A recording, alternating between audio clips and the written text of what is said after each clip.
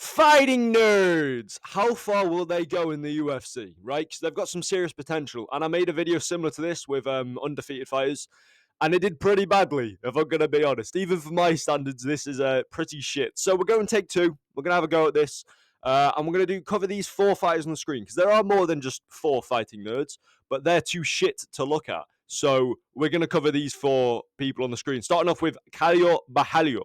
Now, 17-1, very good record. Very good. Last win was over. Fuck, who was it over? I know Killer Gorilla. What's his fucking? Oh man, I've actually forgot his name.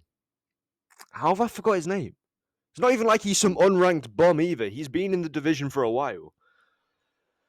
Jared Cannonier, that's the one. Fuck me. Very good win. He looked very good against Cannonier. Dropped him that last round. Pretty much put him out cold, if we're going to be honest. I mean, referee didn't want to stop that fight. He was waiting until Cannonier's dead before he wanted to stop that. So, but very good win from Borralho. I think he makes it into title contention, really. That he's going to fight another time before getting a title shot. Maybe against a guy like Adesanya, maybe against a Mavov, depending who Adesanya fights. If they run Strickland Adesanya, I can see him fighting a Mavov. If they run Strickland Whittaker, I can see Borralho fighting a Mavov.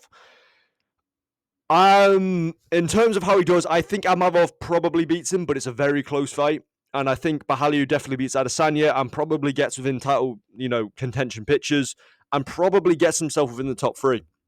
Especially now that Strickland, Whittaker, and Adesanya are coming towards the end of their, I don't want to say reign, but time, I guess, in the middleweight division.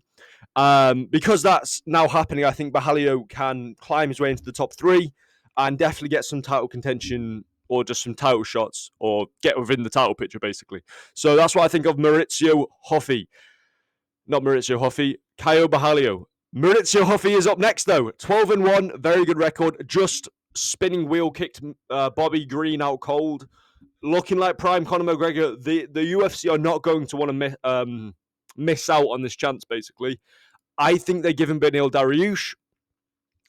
And I think he definitely smokes Beneil Dariush. Now, but Dariush can do his thing against Hoffi and put him on the ground and fraud check him like we keep seeing this year. However, I think he beats him. I think he gets within the top five. I don't know if he would be able to, win the title or get within, a title shot. He is the type of fighter the UFC do give a title shot on if it's like someone pulls out on short notice or like deserving of a title shot because he's such an interesting fighter. But now that like Gaethje's coming out, Poirier's coming out, Oliveira's coming to the end of his time, Chandler's coming to the end of his time. I know Chandler hasn't really been in the UFC for too long, but he's like 37. He's not going to be around too long. Makhachev is, I think Makhachev's like 35. He's gonna be coming out soon. So, with Makhachev's not 35. What the fuck am I talking about? Islam Makhachev age. He's 33. I don't know why I thought Makhachev was so old. Makhachev's going to be here for a lot longer. But I think Oliveira is like 36.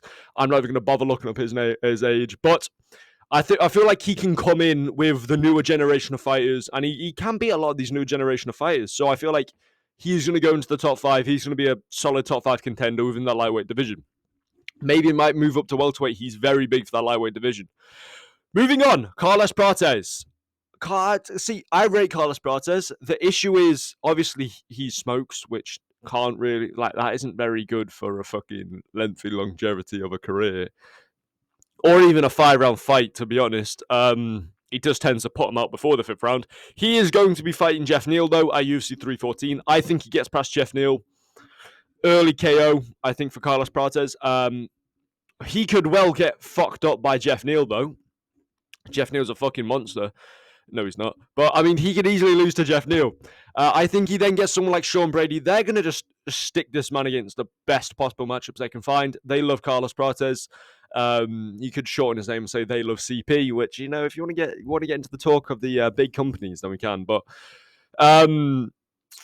yeah, I feel like they're going to give Carlos Prates very good matchups. I'm not saying Dana White likes CP either. Let's just ignore. Let's just go past this. Let's move on to the. I think he gets a top 5, maybe a title shot on short notice. I don't think he's going to be able to. To be fair, actually, that welterweight division has got the same as the older fighters are coming out, like they're fucking. You got Colby Covington, you got Leon Edwards probably going to go in a down spiral. You got Kamaru Usman, but at the same time, you've got like 5 or 6 very good prospects coming up through the lower ranks of the division, basically. Like you've got Ian Gary, Joaquin Buckley, like those guys getting within the top 5. Then you've got like JDM in there. Michael Morales is outside the top 15. He's fighting Gilbert Burns. He can not outside the top 15, outside the top 10. He's fighting Gilbert Burns. That'll get him higher up in the rankings. Like there's a lot of good prospects. I don't know if Pratis is going to be able to meet the match of the top people of the welterweight division because there's a massive quality shift. Have I just got another Discord notification? Because if I have, I'm going to lose my shit. Anyway, Gene Silver, 15-2, very good fighter. I just think Bryce Mitchell beats him. Charles Jourdain got takedowns consistently on Gene Silver. Now, if Gene Silver can't put Bryce Mitchell out, which by all means he definitely can. I mean, we've seen Bryce Mitchell get flatline KO'd by Josh Emmett. Obviously, Josh Emmett does have a different level of power, but I mean, you know, like Bryce Mitchell is just he was having a seizure on the floor in that fight. So Gene Silver by all means could just pop him out. Insane power in his hands. But Bryce Mitchell, he looks nasty in that press conference. He looks this guy's talking about Lord, right? He's got it tattooed all over him. Nah. Listen, that was a shit joke. Right. Bryce Mitchell looks mean, right? He looks lean, mean, killing machine, okay? He's going to take down and hold Gene Silver against the cage for 3 consecutive rounds. I've just got another Discord notification! Fucking hell, that's going to piss me off. Right. I feel like he's going to hold him against the cage, maybe do some shit. I'm going to try and finish this video before I get another fucking notification and lose my shit again. I think Gene Silver makes it mid to high ranked featherweight fighter. There aren't really too many prospects at featherweight. There's like Lerone Murphy. There's who the fuck is there? I know there's Evloev. There is Diego Lopez, who's fighting Volk at the moment for the title. Who is there at featherweight?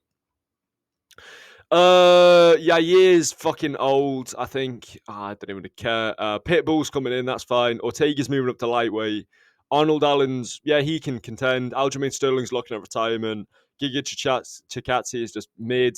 Zalal's decent, but he's boring as fuck. Cater's out. He's fucking old.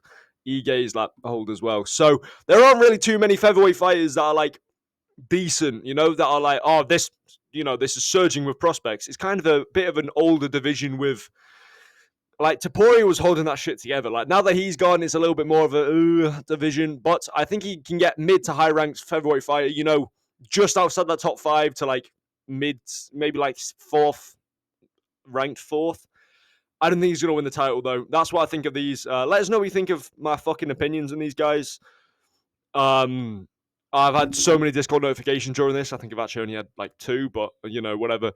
Hopefully you enjoyed, and I'll see you in the next one. Goodbye.